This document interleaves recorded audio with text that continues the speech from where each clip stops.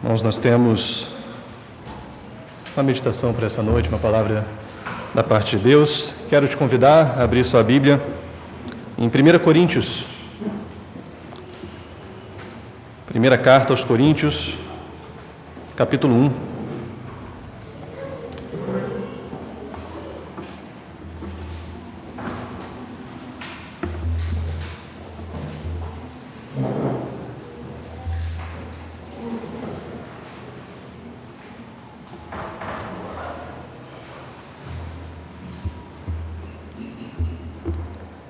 Primeiro Coríntios, capítulo 1, nós vamos ler do versículo 18 ao 31.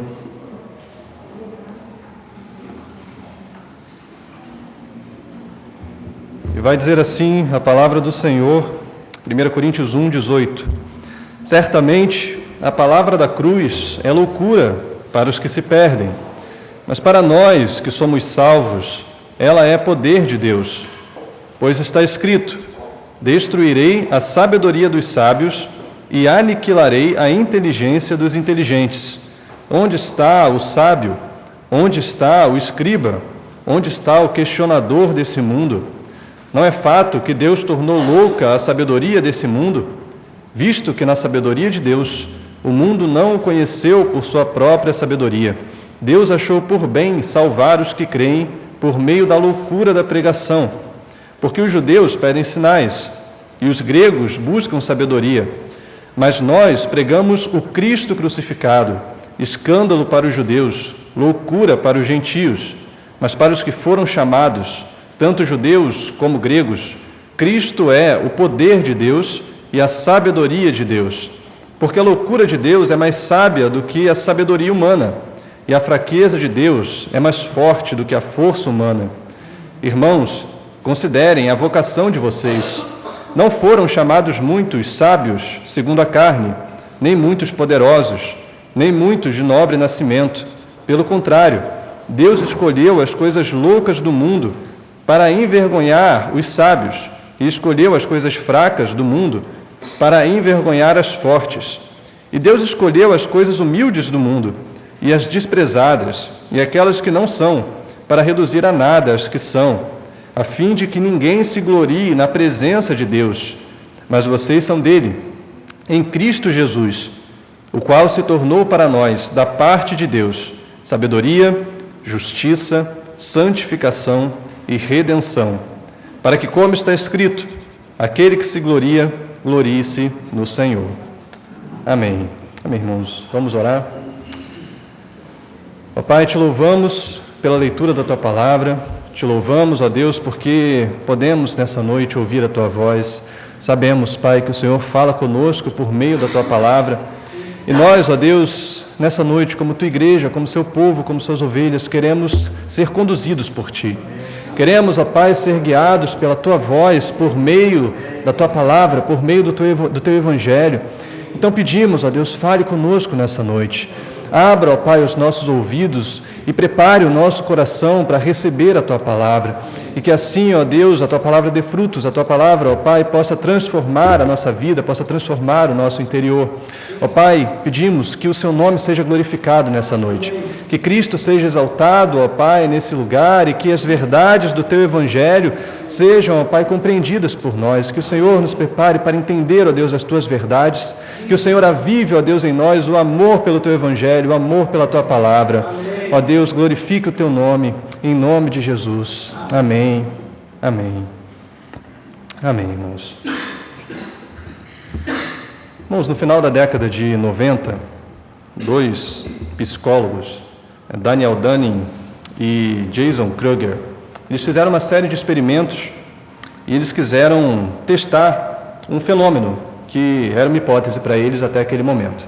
Eles separaram um grupo de estudo, colocaram essas pessoas para fazer alguns testes, onde tinha ali questões certas e erradas, e depois que essas pessoas terminavam os testes, eles perguntavam como que aquelas pessoas acharam que tinham ido no teste, se tinham ido bem, se tinham acertado muitas questões, errado muitas questões. E o que eles perceberam é que aquelas pessoas que menos tinham conhecimento sobre as questões do teste eram as que mais acreditaram que tinham ido bem. Ou seja, a ignorância daquelas pessoas fez com que elas se enganassem e acreditassem que sabiam mais do que elas realmente sabiam. Esse foi um fenômeno que passou a ser estudado, depois com outros testes. Tem um estudo americano que constatou, por exemplo, que 80% dos motoristas acreditam que são motoristas acima da média. É uma conta que não fecha, provavelmente é um equívoco. E esse auto-engano sobre a própria sabedoria, que é percebido naqueles que conhecem menos sobre um assunto, ficou chamado de efeito Dunning-Kruger, quando a pessoa superestima o conhecimento que ela tem. Se apega ao seu conhecimento e acha que sabe mais do que verdadeiramente sabe. Isso é um estudo feito no final da década de 90, mas hoje em dia nós percebemos isso acontecer com muita frequência. Pessoas que acreditam que sabem muito acerca de muitos assuntos que, na verdade, nunca se aprofundaram, nunca conheceram, nunca estudaram. Na internet, no fenômeno das redes sociais hoje, a gente tem os intelectuais de internet. As pessoas têm opiniões sobre tudo, precisam ter opinião sobre tudo e defendem essas opiniões com garras, unhas e dentes ali, são afintos, são muito presos ao suposto conhecimento que elas têm sobre qualquer assunto, sobre uma lei que tramita no Congresso, ou sobre uma guerra que eclode num continente distante, sobre uma epidemia, enfim, todos sabem muito de tudo e defendem esse conhecimento, se apegam à sua sabedoria com muito vigor, com muita força, ao ponto de criarem conflitos com outros que pensam diferente deles, que têm um conhecimento, um saber, um apego intelectual diferente deles. Não sei se você acompanhou o noticiário hoje, mas aconteceu, houve um ocorrido em que uma pessoa que defende um determinado político e que defende com muitas convicções, invadiu a casa de uma outra pessoa que defende um político rival e matou essa pessoa. E foi morta por ela. Então houve uma troca de tiros ali, os dois acabaram morrendo, por conta de suas convicções políticas. Uma pessoa que não era um cientista político, que tinha uma outra profissão. Então perceba como que o ser humano ele é capaz de se apegar tanto àquilo que ele acredita que é certo, a sua própria sabedoria, a ponto de fazer até mesmo loucuras, como foi o caso que nós vimos hoje. E esse fenômeno de superestimar a própria sabedoria não é algo do nosso tempo, não é uma particularidade do nosso tempo hoje. Isso é algo do ser humano. E quando nós olhamos para a sociedade aqui nos tempos de Paulo, a gente pode encontrar esse mesmo fenômeno acontecendo, essa supervalorização do próprio conhecimento, especialmente na sociedade grega. E Corinto era uma cidade do sul da Grécia. Talvez você já tenha estudado, já tenha percebido que a Grécia era ali o berço da filosofia, e eles valorizavam excessivamente a sabedoria que eles possuíam.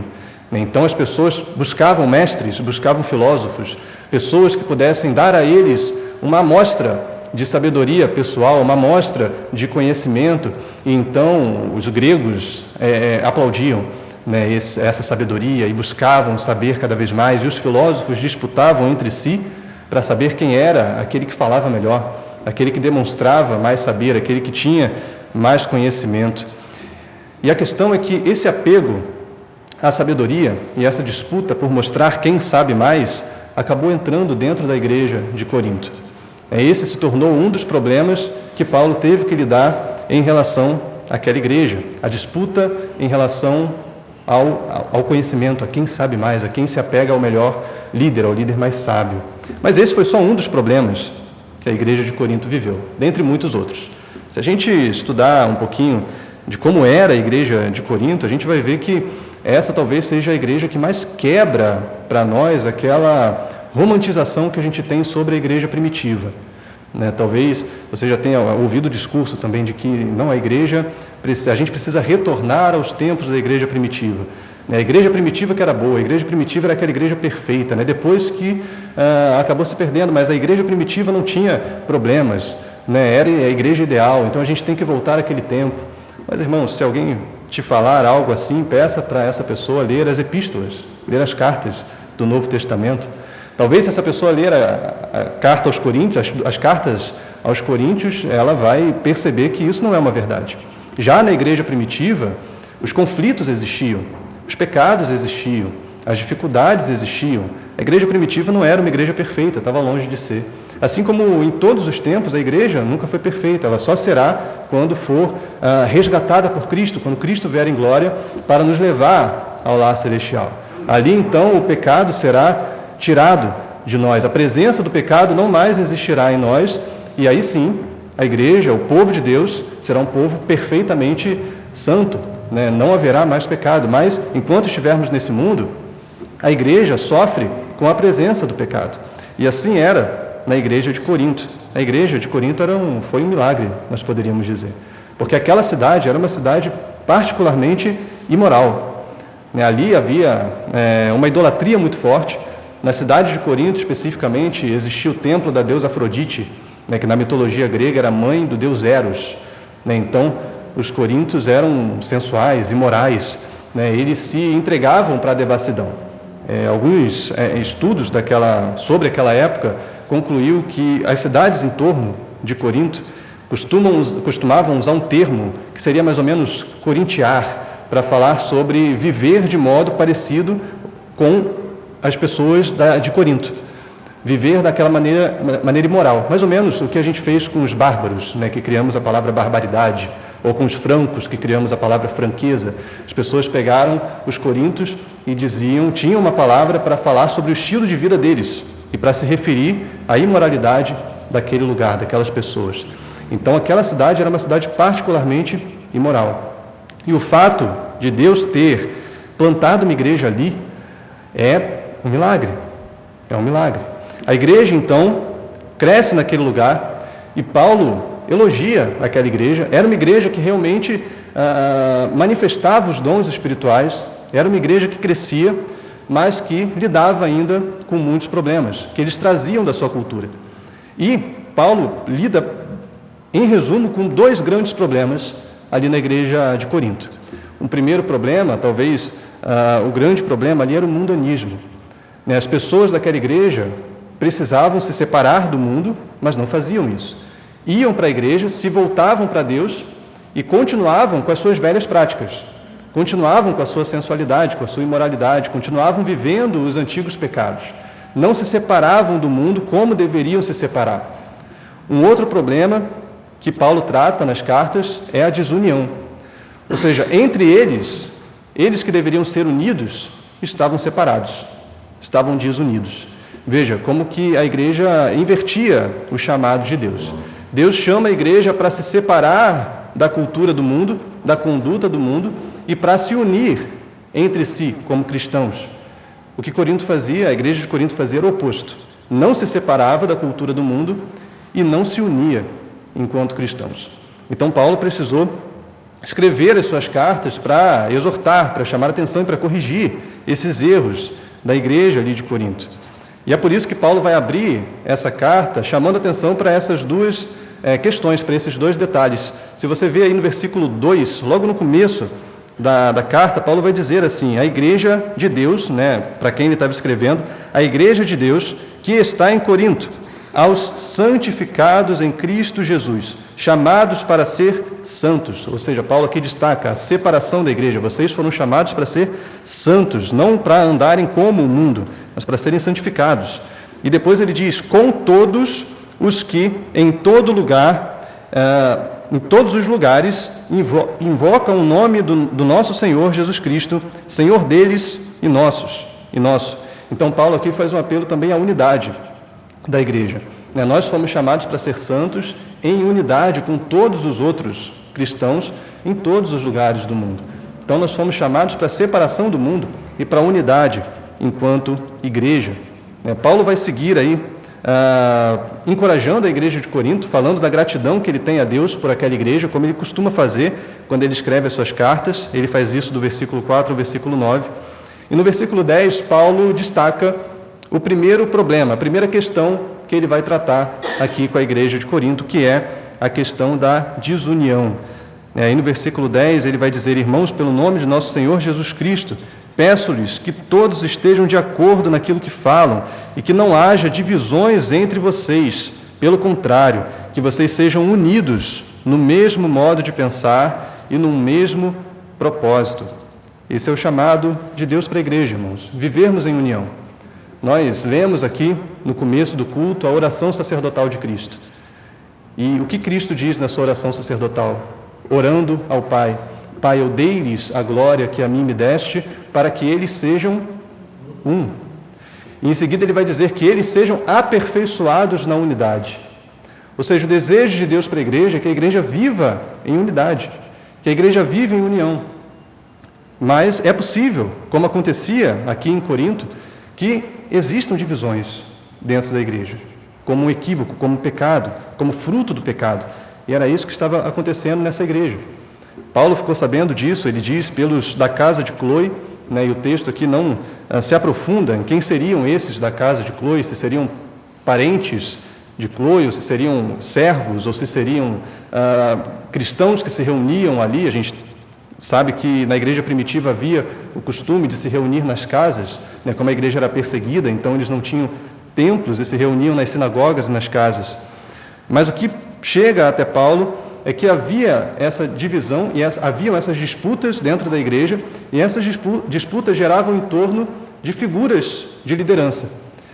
Cada um dos crentes, ou grupos de crentes, estavam discutindo para saber quem era o melhor líder entre eles e quem era discípulo do melhor líder. Então, alguns diziam: olha, eu sou discípulo de Paulo, eu fui batizado por Paulo, eu gosto ali da pregação de Paulo, eu acho que Paulo tem uma mensagem mais poderosa, então eu sou seguidor de Paulo.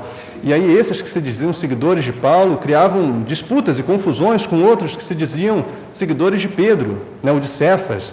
Não, eu sigo Cefas porque ele tem uma posição ali importante na igreja, e eles começavam a criar confusões em relação a isso.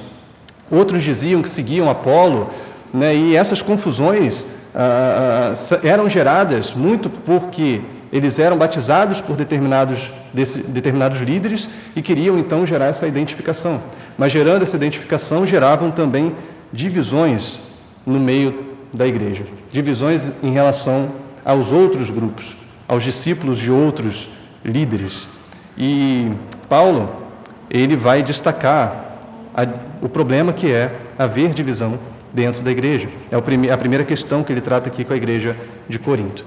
E isso, irmãos, deve já gerar para nós algumas reflexões. Bom, diante desse problema, qual solução Paulo poderia oferecer para a igreja? Uma igreja que estava criando grupinhos, panelinhas, divisões, facções.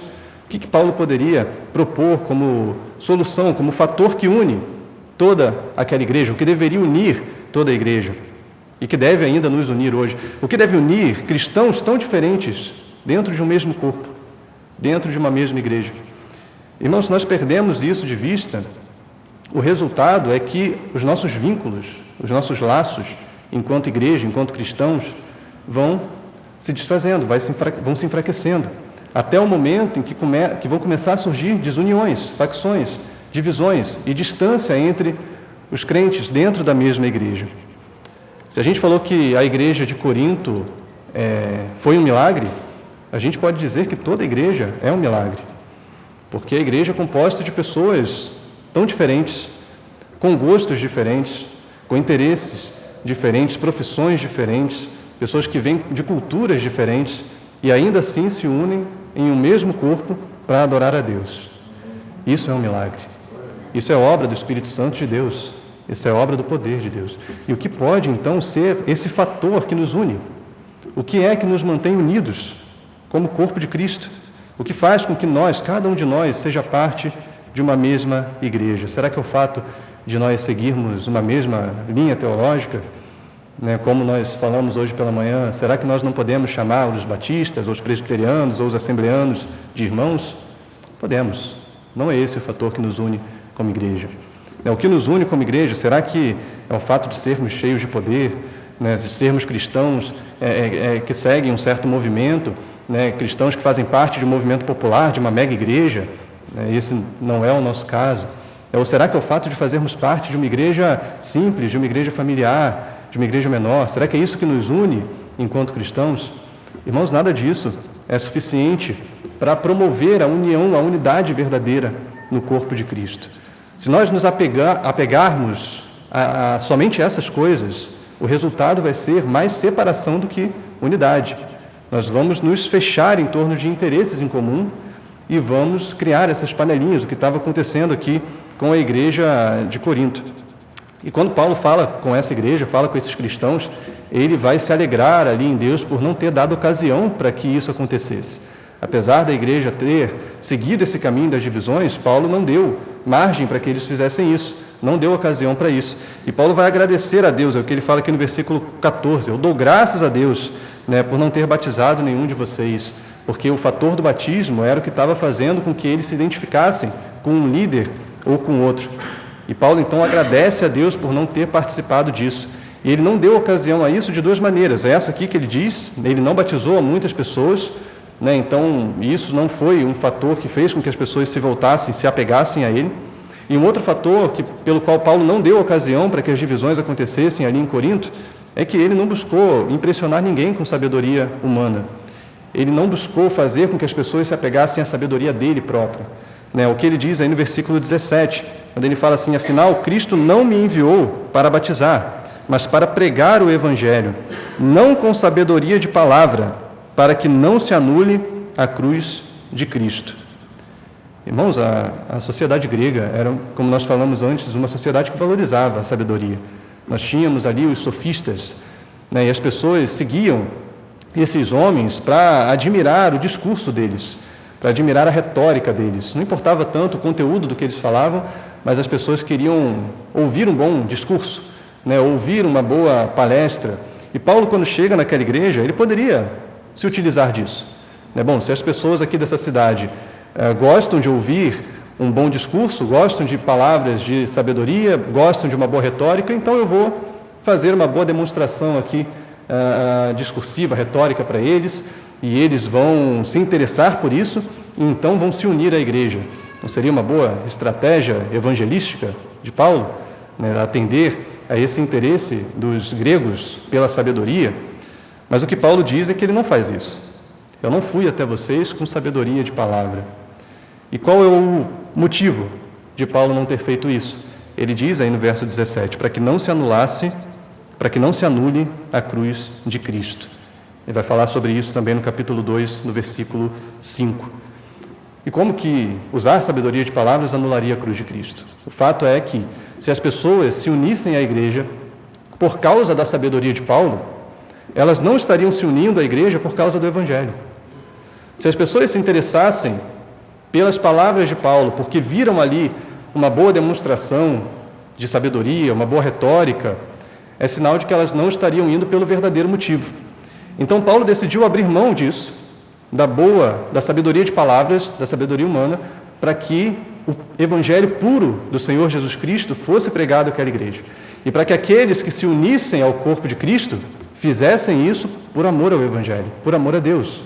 E não porque viam ali naquele líder um líder muito sábio, um líder que tinha muito conhecimento. E isso anularia a cruz de Cristo. Infelizmente, irmãos, é o que acontece muito ainda hoje em dia.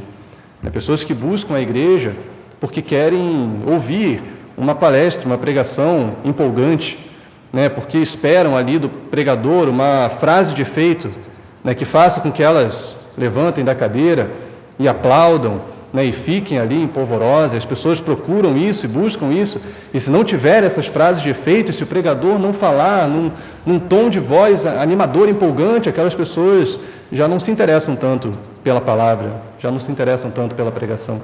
Mas o que está acontecendo aí? Qual é o interesse dessas pessoas? Será que é a cruz de Cristo? Será que é o Evangelho? Ou será que é o bom discurso do pregador? Será que é a frase de efeito do pregador? A palavra empolgante? Quando nós buscamos qualquer outra coisa, irmãos, que não seja a cruz do nosso Senhor Jesus Cristo, quando nós buscamos qualquer outra coisa que não seja o Evangelho, nós estamos anulando a cruz de Cristo, seguindo a Deus não pelo que realmente devemos seguir.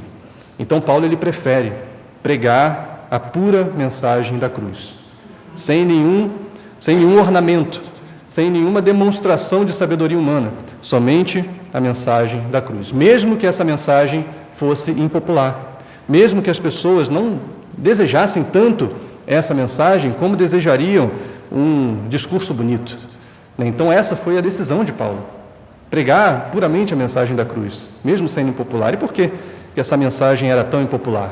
É isso que Paulo vai explicar e esclarecer aqui no decorrer do raciocínio dele. Paulo vai falar no versículo 18, reforçar essa questão, quando ele diz assim: certamente a palavra da cruz é loucura para os que se perdem, mas para nós que somos salvos, ela é poder de Deus. Paulo destaca aqui que o mundo vê a palavra de Deus como loucura. A palavra de Deus é loucura. Você já conversou com alguém que, quando você falou que era cristão ou expôs o evangelho, a pessoa torceu o nariz, a pessoa achou que você estava louco ou era ignorante, né, por ir à igreja, por acreditar em Cristo? Você já passou por isso? Essa é a reação natural do mundo. O mundo vê a palavra de Deus como loucura. Irmãos, o mundo não quer a Cristo, o mundo não deseja Cristo. Nós falamos um pouquinho sobre isso na semana passada. Essa ideia de que o mundo está sedento por Cristo é falsa. O mundo vê a palavra de Deus como loucura. Quando nós olhamos para os discursos modernos de hoje em dia, os discursos ideológicos, isso fica mais evidente ainda. As pessoas têm falado abertamente que a Bíblia ela não se encaixa mais com a sociedade atual. Hoje é muito fácil a gente encontrar esse discurso por aí, não, que a sociedade está evoluindo, a sociedade está mudando, e agora a Bíblia ela tem que ser reinterpretada. A gente tem que fazer uma releitura da Bíblia com o olhar do século XXI. Esse tem sido um discurso cada vez mais ouvido, cada vez mais comum e cada vez mais aceito, principalmente nos meios de mídia, nas mídias sociais. A gente ouve famosos falando sobre isso, militantes falando sobre isso.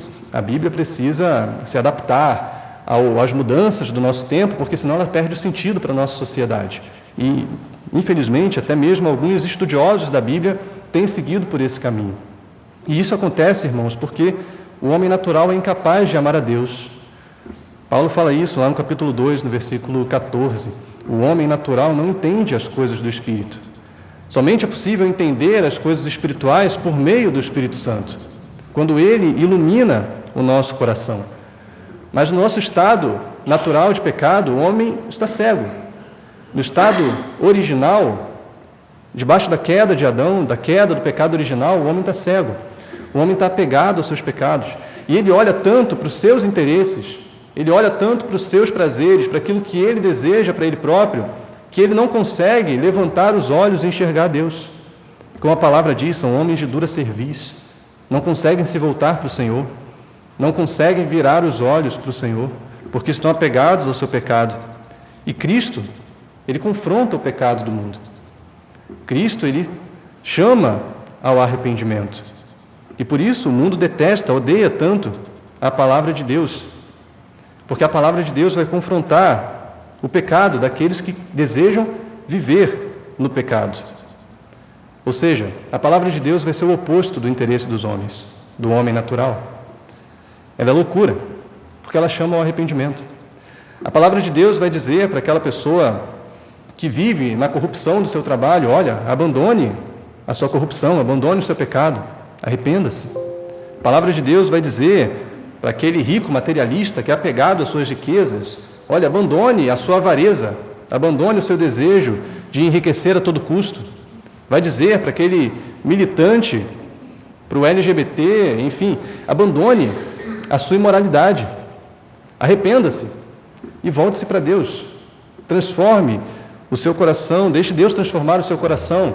A palavra de Deus vai dizer para o ateu: abandone a sua incredulidade, arrependa-se e volta-se para Deus. Volte-se para o Senhor. Mas essa mesma palavra, irmãos, que é considerada loucura pelo mundo, que é odiada pelo mundo, essa mesma palavra Paulo vai dizer para nós: ela é o poder de Deus. Ela é capaz de operar o maior dos milagres no coração dos homens. Ela é capaz de transformar o nosso interior, de nos transformar em uma nova criatura, de nos fazer nascer de novo. É somente por essa palavra, é somente pela palavra da cruz que nós podemos ser salvos, encontrar a salvação e a reconciliação com Deus. É somente a palavra da cruz, considerada loucura pelo mundo, que pode nos levar à salvação. Somente essa palavra. E, irmãos, não importa o quanto ataquem essa palavra, não importa o quanto digam que ela é ultrapassada, que ela é inadequada para a nossa sociedade, essa palavra é poder de Deus. A palavra da cruz é poder de Deus, é por ela que Deus transforma o nosso coração. Se nós estamos aqui hoje buscando a Deus, é porque um dia alguém pregou para você, um dia você ouviu a palavra do Senhor, e um dia Deus fez com que essa palavra entrasse no seu coração e germinasse, e desse frutos, e fez com que essa palavra gerasse fé no seu coração. A fé vem pelo ouvir, ouvir pela palavra de Deus. Então, se você está aqui hoje, é por essa palavra, é pela palavra da cruz.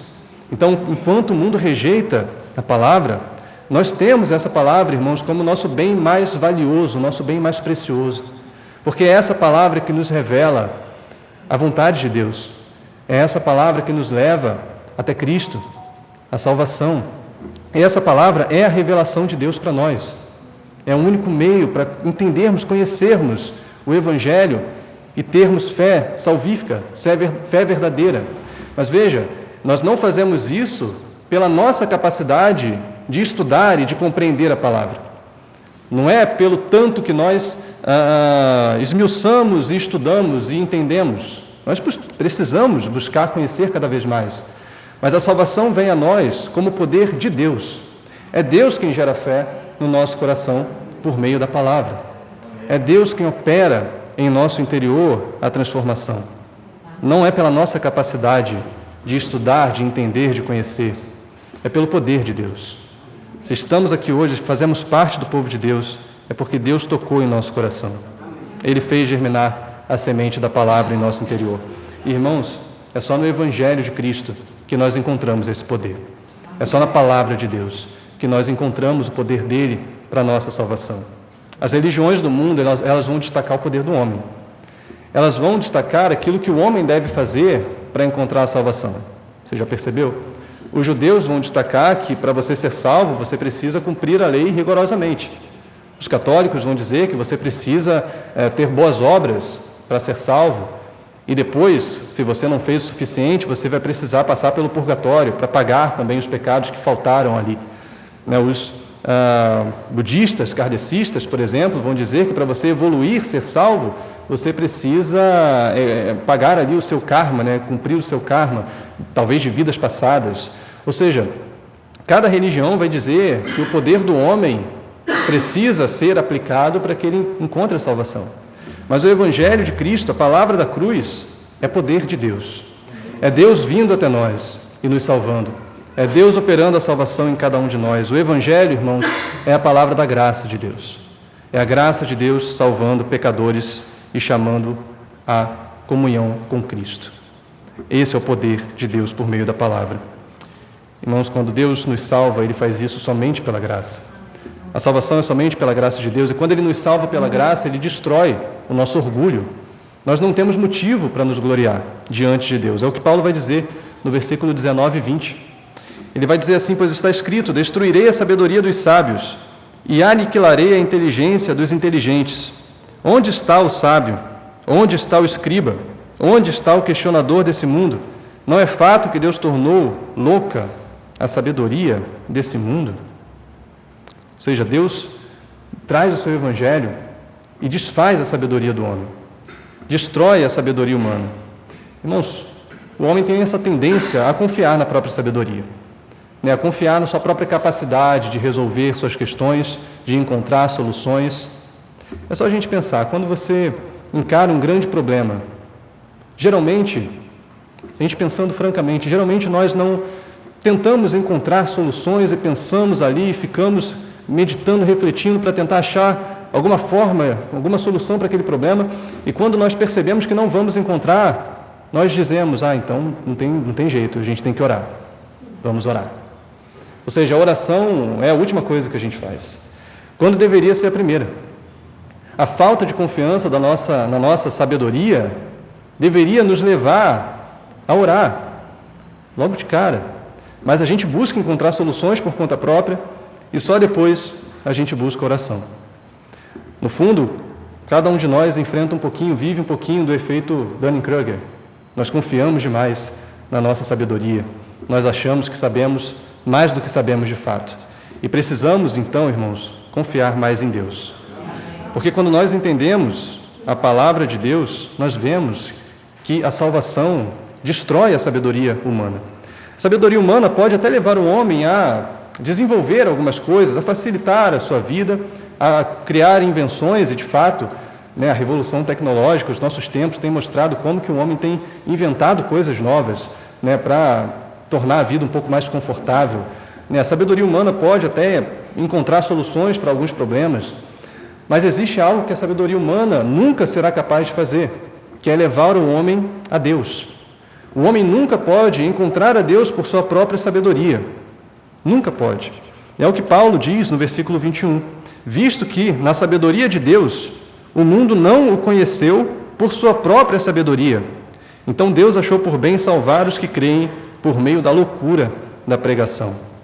Quando ele diz que na sabedoria de Deus, o mundo não conheceu por sua própria sabedoria, ele está dizendo que Deus decidiu que seria desse jeito. Na sabedoria de Deus, no saber de Deus, Deus decidiu que o homem não seria capaz de, por raciocínio pessoal, por seu próprio conhecimento, entender, compreender perfeitamente a Deus ao ponto de chegar até Ele. E, fazendo isso, Deus decidiu então a forma como o homem pode ser salvo, que é por meio da loucura da pregação. Ao ouvir a palavra de Deus, o próprio Deus gera fé no nosso interior. Ou seja, é algo que vem de Deus, é algo que não vem de nós. Por isso que, quando a gente ouve um ateu dizendo, não, eu gostaria de ter fé, mas eu precisaria primeiro entender melhor aquele ponto, ou lidar melhor com essa questão da evolução, do criacionismo. Essa é uma pessoa que, enquanto ficar presa nessa questão, ela nunca vai se render ao Senhor. Porque o homem não pode chegar a Deus pela sua própria sabedoria. O homem só pode chegar a Deus pela loucura da pregação, crendo na palavra da cruz. Irmãos, é Deus que define, Deus que determina os meios pelos quais Ele vai salvar o seu povo. E Ele definiu que a salvação seria por meio da fé somente, pela graça, por meio da fé. Como o próprio Jesus disse lá em João 3,36, quem crê no Filho tem a vida eterna. Quem se mantém rebelde contra o Filho não verá a vida, mas sobre ele permanece a ira de Deus. Ou seja, a salvação vem somente por meio da fé. E quando nós nos voltamos para Deus com fé em Cristo, irmãos, nós queremos a Cristo, somente a Cristo, e nada mais. Cristo é tudo que importa para nós. Nós não podemos colocar condições entre nós e Deus, condições para nos voltarmos para Deus. Eu venho de um movimento evangélico que trabalhava muito com os apelos. E muitas igrejas hoje fazem ainda apelos. E eu lembro de muitas ocasiões em que o apelo demorava e se estendia, e o pregador ele ficava dizendo, olha, você está vivendo aí uma vida de tristeza, mas você não sabe que se você se voltar para Deus, você pode ter alegria. E você está vivendo uma vida em que você precisa de um milagre. Você não sabe que se você se voltar para Deus, você vai encontrar esse milagre. E você está vivendo dificuldades na sua vida financeira, você não sabe que se você se voltar para Deus, Deus vai abençoar a sua vida, vai te dar prosperidade. E, às vezes, nesses apelos, nesses momentos ali no final de uma pregação, no final do culto, a gente via que as pessoas resistiam, mas conforme o pregador ia falando essas coisas, as pessoas refletiam e iam, e aceitavam a Jesus. Mas a pergunta é, o que levou essa pessoa a aceitar Jesus? Foi Jesus? Foi Cristo? Ou foi a promessa de alegria, de riqueza, de milagre? O que levou essa pessoa a Cristo? Não foi a cruz de Cristo. Não foi o Evangelho. Foram coisas secundárias. E o que acontece ali, então? O mesmo que Paulo diz, é anulada a cruz de Cristo. A palavra da cruz precisa ser pregada puramente. Aquele que vai a Cristo deve ir a Cristo por Cristo e não por qualquer outra coisa. Não por nada que possa receber a parte, se for a Cristo, nenhuma bênção secundária que possa vir a Ele, caso Ele esteja com Cristo. Não, Cristo deve ser suficiente para nós, irmãos. Cristo deve ser suficiente para nós. Ou a pessoa deve ir por amor a Cristo, ou não deve ir, porque ainda está preso aos seus pecados e não se converteu verdadeiramente. Aquele que vai a Cristo deve ir porque o ama, porque o deseja. Buscar qualquer outra coisa é tolice. É tolice. E Paulo vai falar sobre isso quando ele cita ali o exemplo dos judeus e dos gregos. Ele fala aí no versículo 22, porque os judeus pedem sinais e os gregos buscam sabedoria, mas nós pregamos o Cristo crucificado, escândalo para os judeus e loucura para os gentios. Ou seja, os judeus, para crer em Cristo, eles esperavam que Cristo fizesse algum sinal específico, né? E eles pediam para Cristo: dá-nos um sinal para que nós creiamos que Tu és o Messias, né? Eles queriam ver milagres, eles queriam ver algo extraordinário. Os gregos, Paulo vai dizer, buscavam sabedoria. Não, se nós encontrarmos sabedoria nessa palavra, se nós encontrarmos sabedoria nesse mestre, nós então o seguiremos. Ou seja, nenhum desses dois grupos buscava diretamente a Cristo, buscavam coisas secundárias. E o que Paulo vai dizer é que esse desejo por coisas secundárias se tornou um escândalo para eles. Escândalo aqui é uma palavra que diz respeito ao tropeço. Fez com que eles tropeçassem, com que eles não conseguissem chegar até Cristo, porque entre eles e Cristo haviam outras questões, haviam outros interesses. Da parte dos judeus, o interesse por manifestações milagrosas; da parte dos gregos, o interesse pela sabedoria. E isso foi um tropeço para eles, foi um escândalo. Irmãos, o apego a si mesmo, às coisas pessoais, aos interesses pessoais, sempre será um empecilho entre nós e Deus, entre nós e Cristo. Por isso, quando vamos a Cristo, precisamos ir somente por Ele, interessados em encontrá-lo. E qual é a esperança para nós, então, irmãos? A esperança é a chamada e o poder do Evangelho. A esperança para aquele que vive no seu pecado e que tem os seus interesses e o seu pecado como impedimento de chegar a Deus é que Deus o chame, que Deus o encontre, que a graça de Deus o alcance. Paulo vai dizer aí no versículo 24: mas para os que foram chamados, tanto judeus como gregos, Cristo é o poder de Deus e a sabedoria de Deus, porque a loucura de Deus é mais sábia do que a sabedoria humana, e a fraqueza de Deus é mais forte do que a força humana. Ou seja, irmãos, o poder de Deus, o poder de Cristo, vence qualquer resistência humana. O poder de Deus vence qualquer desejo do homem de encontrar qualquer outra coisa. Qualquer interesse secundário que o homem tenha, quando Cristo o alcança, tudo isso perde o valor. E só Cristo importa. Só Cristo se torna valoroso para aquela pessoa. E quando nós entendemos isso, irmãos, nós vamos entender também que não existe ninguém que não possa ser alcançado pelo Senhor. Até o pior dos pecadores, a pessoa que vive uma vida de devassidão completa, pode ser alcançada pelo Senhor. Era isso que acontecia aqui com os coríntios. Eles eram pessoas que viviam em devassidão e eram alcançadas por Deus. Quando Deus chama os seus, quando Deus alcança, transforma o coração, toda vida pregressa, todo pecado pregresso é abandonado, e aquela pessoa é verdadeiramente transformada. Por isso nós podemos crer que o Evangelho tem poder para alcançar qualquer pessoa. E isso nos encoraja, irmãos. Isso nos encoraja a continuar pregando para aqueles que talvez nós achamos que está tão distante de Deus, que nunca vai se voltar para o Senhor.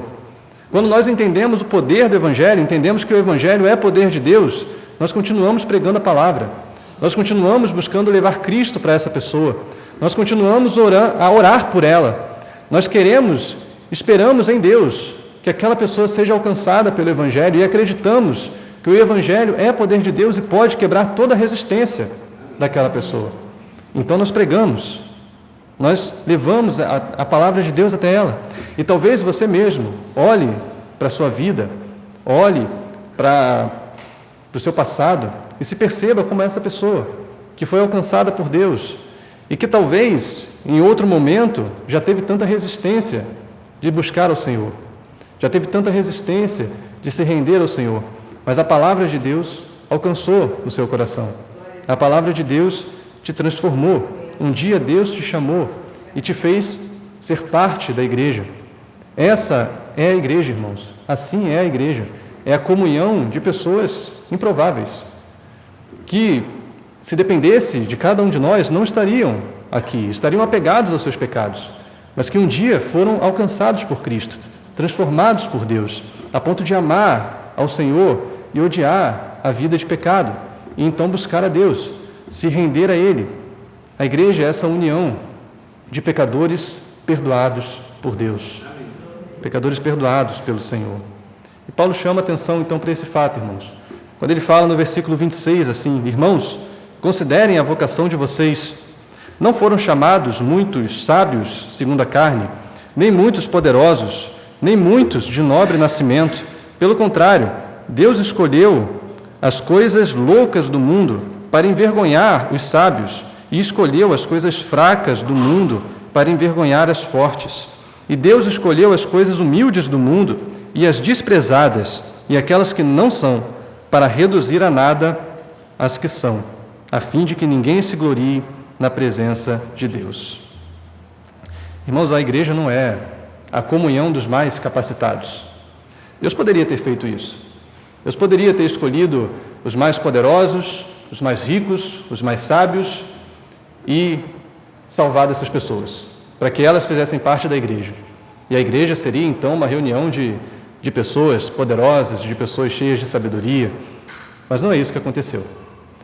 Apesar de Deus poder ter feito assim, não foi dessa maneira que Ele fez. Paulo vai mostrar que Ele escolheu não os sábios, não os poderosos, não os de nobre nascimento, não aqueles que têm um sobrenome importante.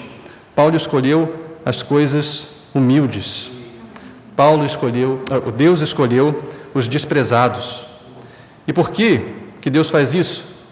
Paulo vai dizer, para reduzir a nada as coisas que são alguma coisa. Deus escolheu o que nada é, para reduzir a nada o que é. Ou seja, quando Deus nos chama, não é porque nós éramos muito sábios ou muito poderosos. Deus nos chama porque Ele nos amou. Deus nos chama porque Ele nos escolheu, porque a graça dEle nos alcançou. Não existia nenhum mérito em nós, mas Deus nos escolheu e nos fez ser parte do seu povo. E isso, irmãos, é a nossa grande alegria. E essa é a nossa grande segurança. Porque não é pela nossa capacidade, não é pelo nosso mérito. É o Senhor que nos sustenta. É o amor de Deus que nos mantém. É a graça de Deus que nos mantém na presença dEle. Nós podemos ter, então, essa confiança em Deus, essa segurança em Deus, de que Ele não nos abandonará. Ele não nos deixará. Mais uma vez, como nós lemos aqui na oração sacerdotal, no começo do culto, Cristo falando: Pai, nenhuma das ovelhas que Tu me deste se perdeu, a não ser aquela que estava destinada para a perdição. Ou seja, quando nós somos chamados por Deus, nós somos também sustentados por Ele. Somos mantidos, sustentados pela graça na presença dEle. Não depende da nossa capacidade, não depende da nossa sabedoria, depende unicamente do poder de Deus. Depende unicamente do Senhor. E Deus faz isso. Deus chama pessoas que não eram capacitadas com um propósito, que é que a glória seja somente para Ele. Somente a Deus é dada a glória. Versículo 29, Paulo vai dizer isso: a fim de que ninguém se glorie na presença de Deus.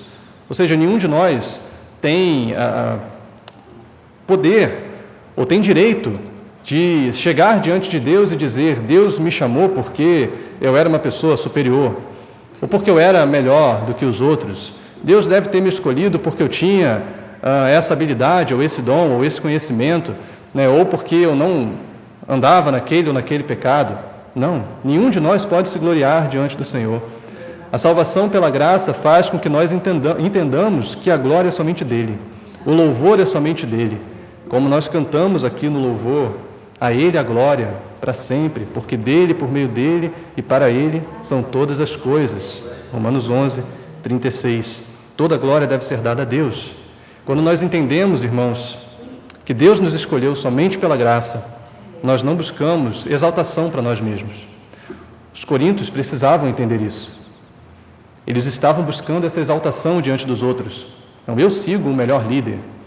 Eu estou junto, eu sou discípulo do melhor pregador. Eu estou seguindo aqui a melhor figura, a melhor autoridade da igreja. E eles queriam disputar entre eles sobre quem seguia o melhor líder. Bom, você pode se lembrar que mesmo os discípulos que estavam na presença de Cristo faziam isso, né? Quem é o maior entre nós? Eles disputavam entre eles. Mas quando nós entendemos que Deus não nos chamou por nenhum mérito em nós, nós deixamos de lado qualquer intenção, qualquer pretensão de ser superior, de ser maior do que os nossos irmãos. Nós nos humilhamos para que a glória seja dada somente a Deus. Nós nos sujeitamos para que a glória seja dada somente a Deus. E quando nós entendemos que a salvação é pela graça, a nossa alegria, irmãos, passa a ser encontrada em só um lugar, em só uma verdade. E é a verdade que Paulo diz no final desse texto, quando ele fala: mas vocês são dele, em Cristo Jesus, o qual se tornou para nós, da parte de Deus, sabedoria, justiça, santificação e redenção, para que, como está escrito, aquele que se gloria, glorie-se no Senhor. Amém. Vocês são dele. Irmãos, essa é a maior alegria que nós podemos ter nessa vida e na vida futura. A alegria de que nós pertencemos a Deus. Vocês são dele. Você pertence ao Senhor. Você está guardado pela bondade, pelo amor, pelo cuidado de Deus. Vocês são dele. Essa é, irmãos, a nossa glória. Essa é a nossa alegria. É nisso que nós nos regozijamos. Não nas nossas capacidades, nos nossos dons, na nossa sabedoria, mas no fato de pertencermos ao Senhor. Cada um de nós foi chamado por Deus, é sustentado por Deus, pertence a Deus. Vocês são dele. Essa é a nossa grande alegria. Nós pertencemos a esse Deus Todo-Poderoso, ao Deus Criador dos céus e da terra. Ele nos guarda, Ele cuida de nós, irmãos. Nós não temos mais nada em que nos gloriar, somente no fato de que pertencemos ao Senhor, de que Deus nos chamou para estar na presença dEle. Diante disso, tudo mais perde valor. As nossas disputas, os nossos conflitos, tudo isso perde valor, diante do fato de que pertencemos a Deus. Imagino quando chegarmos diante do Senhor, quando estivermos na presença de Deus e podermos olhar para trás e lembrar dos nossos conflitos, das nossas discussões, dos nossos apegos às coisas pequenas desse mundo. E tudo isso vai parecer tanta tolice para nós quando estivermos diante do Senhor, na presença de Deus. Porque, irmãos, o que realmente importa para nós é pertencermos ao Senhor, é estarmos com Ele. Esse é o nosso grande interesse. E tudo mais se desfaz, tudo mais perde o valor para nós quando nós olhamos e pensamos no fato de que nós somos de Deus. Nós pertencemos a Deus. E nós pertencemos a Deus, como Paulo diz, em Cristo Jesus. Cristo é o centro da nossa vida. Paulo diz que Cristo é a nossa sabedoria, justiça, santificação e redenção. Do início ao fim da vida cristã, nós estamos sustentados em Cristo. É Cristo quem nos salva, é Cristo quem nos justifica, é Cristo, é pelo poder de Cristo que nós somos santificados e é pelo poder de Cristo que nós seremos glorificados na presença de Deus. Cristo é o poder de Deus para nós e tudo que nós precisamos, irmãos, está nele. E é por isso que, se nós tivermos de nos gloriar em algo, que nós nos gloriemos no Senhor e somente no Senhor. Então a gente pode responder a nossa pergunta: o que nos une como igreja?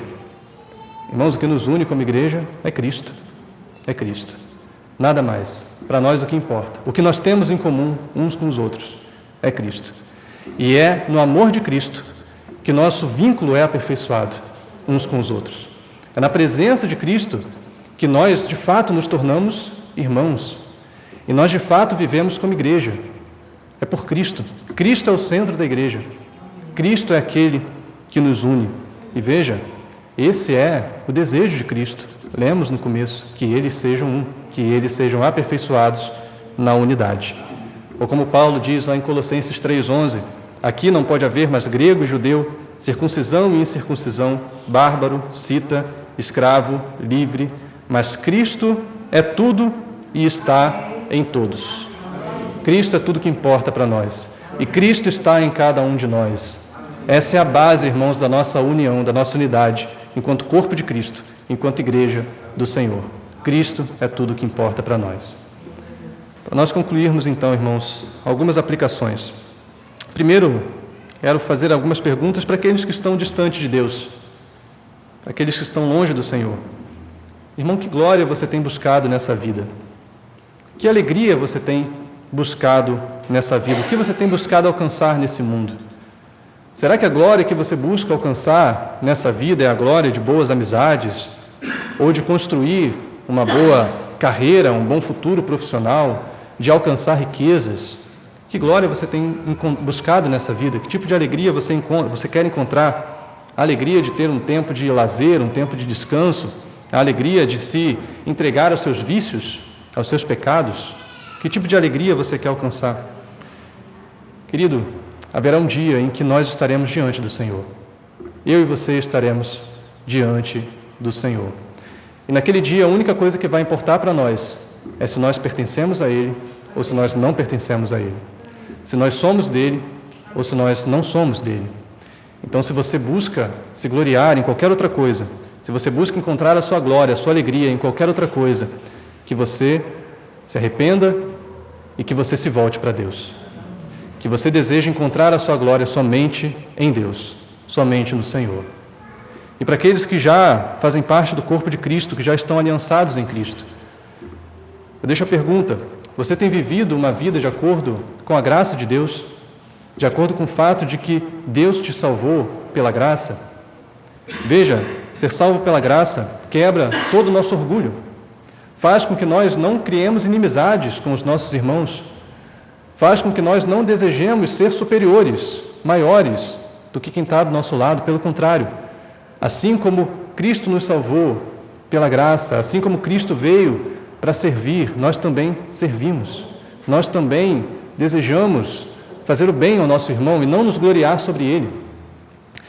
Nós precisamos viver, irmãos, pela mensagem da cruz. A cruz foi onde Cristo venceu o pecado. Cristo se sacrificou. Cristo se entregou para a nossa salvação. Ali, Ele conquistou a salvação de cada um de nós. Ali nós recebemos a graça de Deus. E assim Cristo nos chama para vivermos também uma vida de cruz, de sacrifício, de negar a si mesmo. E essa deve ser a nossa vida, irmãos, uma vida que busca crescer em santidade, se esforçar, abrir mão dos seus pecados, abrir mão do seu orgulho, abrir mão daquilo que impede com que você viva plenamente em comunhão com Deus e em comunhão com o seu próximo. Sujeitar a si mesmo, dizer como João Batista, que ele cresça e que eu diminua. Esse deve ser, irmãos, nosso grande interesse. Então, que Cristo seja revelado em cada um de nós. E que cada vez mais, irmãos, como verdadeiro poder de Deus, a palavra da cruz nos transforme e nos faça nos chegar a Ele. Amém? Amém, irmãos. Essa palavra para o pastor.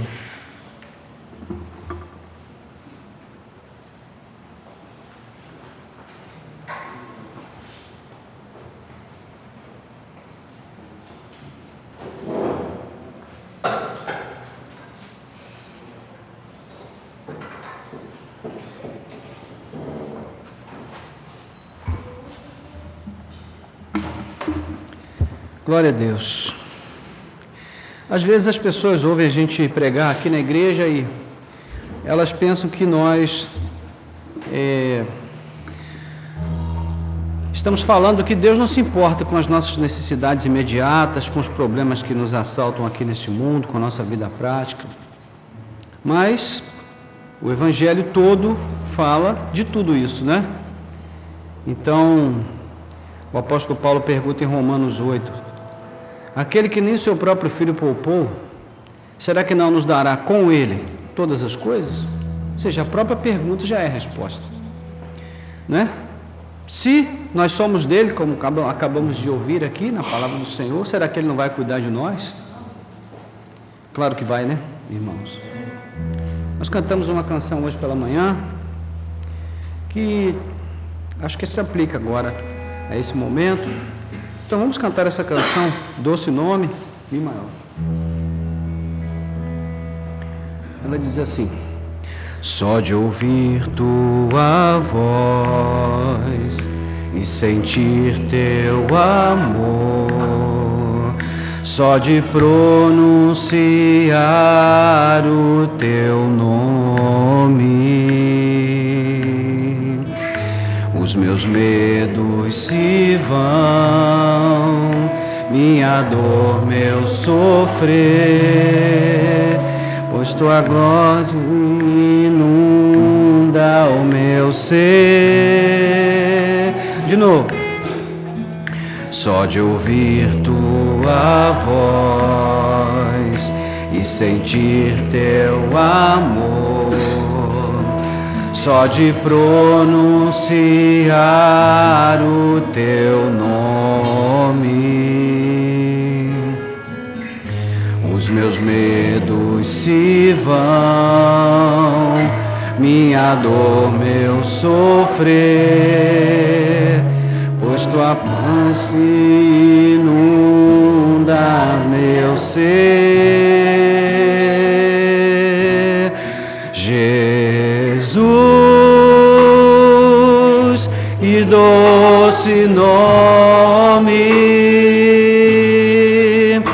e transforma em alegria o meu triste coração.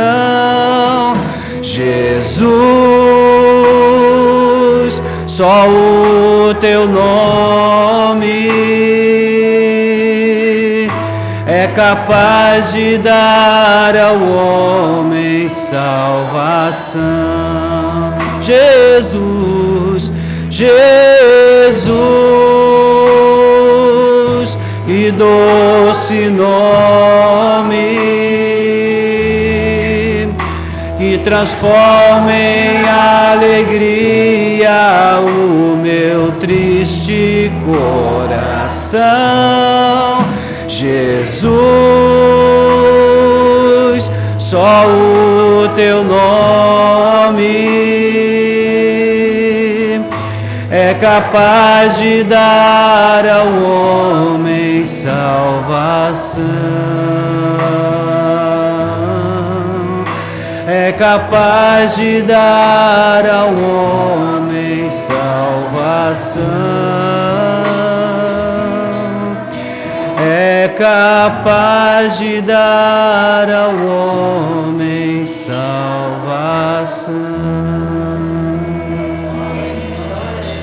Te exaltamos, Senhor, pelo santo nome de Jesus, porque não existe outro nome além desse pelo qual devamos ser salvos. Não é apenas o nome, mas o que ele carrega: o poder, a glória, a investidura de Filho de Deus, o Filho amado do Pai, que foi entregue pelos nossos pecados, que morreu pelas nossas iniquidades. E é somente por Ele, para Ele, por meio dEle e para Ele, que todas as coisas foram criadas. E entre todas as coisas estão as nossas vidas. Nós fomos feitos também para a sua glória, para o seu louvor, para a exaltação deste nome santo, deste nome bom, deste nome puro. E se não bastasse a salvação da nossa alma, se não bastasse o acesso à vida eterna, as tuas promessas em Cristo ainda compreendem também o cuidado necessário sobre nós a cada dia. Ó Deus, obrigado por tão grande amor, por tão grande graça, obrigado por essa paz tão extraordinária que inunda o nosso coração, a nossa alma, essa paz que excede o entendimento, a capacidade argumentativa do ser humano, a capacidade de explicação, porque a nossa sabedoria, Senhor, se anula completamente diante da sabedoria da cruz. Ó Deus, este ato tão inesperado, este ato tão impensável, este ato tão inimaginável à compreensão humana, e todos foram apanhados de surpresa pela cruz. Quem poderia imaginar que para dar a vida aos teus inimigos, o Senhor entregaria a vida do teu filho para morrer por eles? Ninguém poderia imaginar uma loucura como essa, Senhor.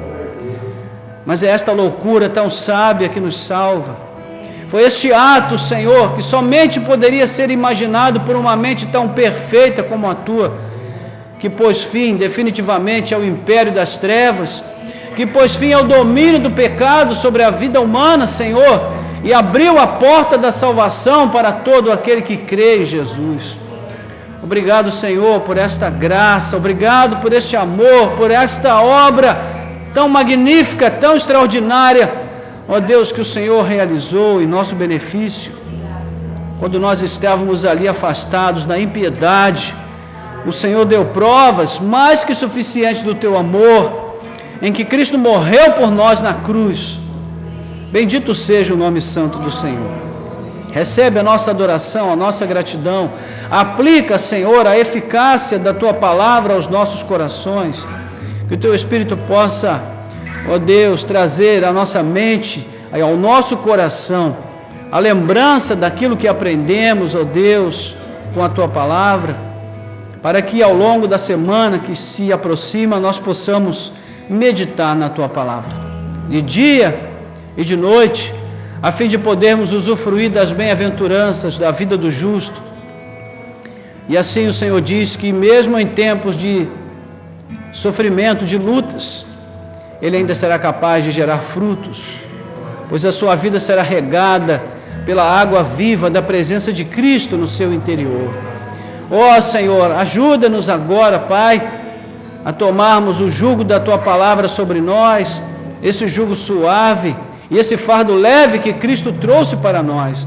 Ó Deus, não mais o jugo da lei, mas o jugo de Cristo.